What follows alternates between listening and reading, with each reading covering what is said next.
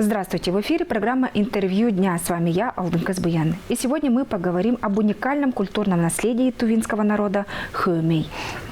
В нашей студии заместитель директора Центра развития тувинской традиционной культуры и ремесел, кандидат филологических наук Минги Ондар. Здравствуйте. Здравствуйте. И мой первый вопрос звучит так. Минги Васильевна, расскажите, пожалуйста, о проекте Центра тувинской культуры, 4-м международном фестивале Хөөмей в Центре Азии. На что он был организован, когда он будет, в общем?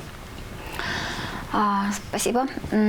Фестиваль Хөөмей в Центре Азии – это уникальный международный проект. Он начал реализовываться еще в 2015 году, и в этом году это по счету будет 4-й фестиваль.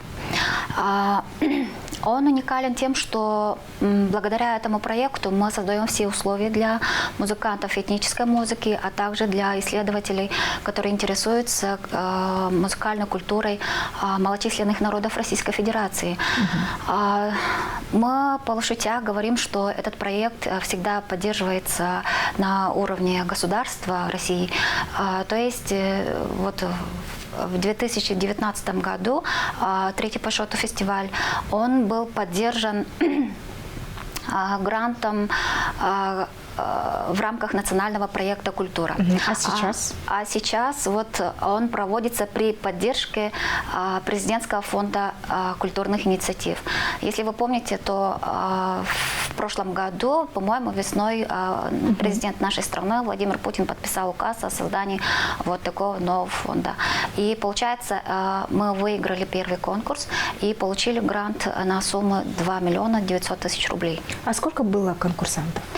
По-моему, более 10 тысяч заявок было подано от 84 субъектов России. Это серьезный отрыв. Да, я согласна с вами. Да. А вы всегда проводили этот фестиваль, центр? Или в прошлом году кто был организатором? Главным организатором всегда был Центр тувинской культуры и учредителем, который является вот Министерство культуры. Вот ныне оно звучит как Министерство культуры и туризма Республики Тыва. И, естественно, софинансирование будет от Министерства культуры. И таким образом, как бы организатором является Министерство культуры и Центр тувинской культуры. Расскажите, пожалуйста, где он будет проходить, фестиваль? Фестиваль, как всегда, в городе Кызыле, потому что так и называется это Хөөмей, как бы родина, колыбель тувинской культуры, колыбель тувинского Хөөмея. То есть понятие вот как таковое, горловое пение существует во многих народах, особенно малочисленных народах Сибири, а также у монгольских народов. И мы хотим тем самым показать, что горловое пение возникло именно на территории вот современной Тувы. Что ждет жителей и участников фестиваля? Знаете, этот фестиваль проводится раз в 2 года. Таким образом, получается, 4-й фестиваль должен состояться в прошлом году. Из-за пандемии и из-за вот коронавирусной инфекции принесли на этот год. И мне кажется, это совсем не случайно, потому что этот год как бы является юбилейным годом для тувинской культуры, потому что Центр тувинской культуры, если вы помните, то он открылся в 2012 году, 2 марта, и получается в этом году, в марте, у нас как бы 10-летие. Вот. А также этот год юбилейный тем, что 60 лет как бы исполняется со дня рождения Кангурола Борисовича. То есть этот фестиваль у нас посвящается юбилею Кангурола Борисовича. И таким образом в рамках этого проекта проводится у нас несколько мероприятий. Это создание документального фильма о жизни и творчестве Кангурула Борисовича Шандара, а также у нас из-за пандемии, коронавирусной инфекции, то, что он повлияло на психическое и физическое состояние людей отрицательно, мы, учитывая это, придумали вот такое мероприятие, как бы хомеотерапия. То есть мы скоро начнем реализовывать проект, как хомей влияет на здоровье людей. Вот, в настоящее время, на данный момент, мы разрабатываем программу этого мероприятия. И таким образом, помимо концертной и конкурсных частей в рамках фестиваля проекта, мы проводим такие мероприятия, как фильм и так и хомеотерапия.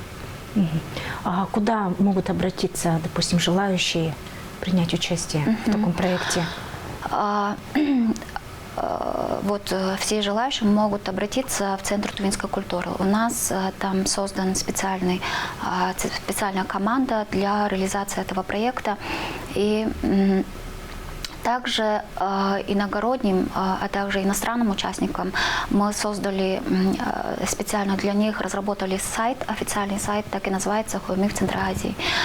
Там уникальность, то есть оригинальность в том, что есть такие, в меню есть подразделы для туристов и для участников. То есть как турист человек может подать заявку, и как участник тоже он может подать заявку, то есть для участников есть специальный раздел.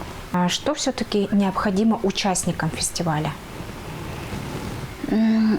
Знаете, во-первых, желание, да?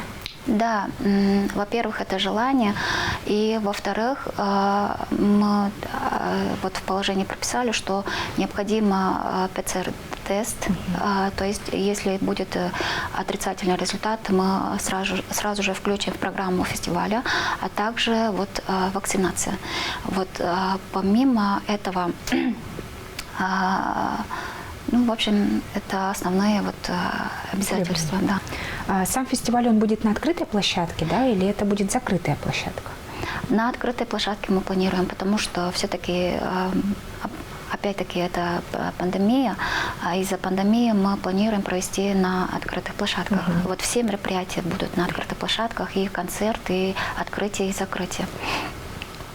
В общем, куда можно обратиться желающим принять участие? Это опять же на сайт, да?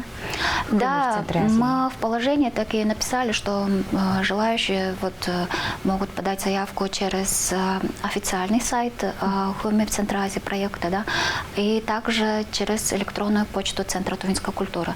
То есть все там расписано по порядку, есть там предложения, в которых там четко и ясно прописано, что как человек может подать заявку и куда могут обратиться. Все пошаговые инструкции есть, да? Это будет конкурс, да, или что ждет победителей?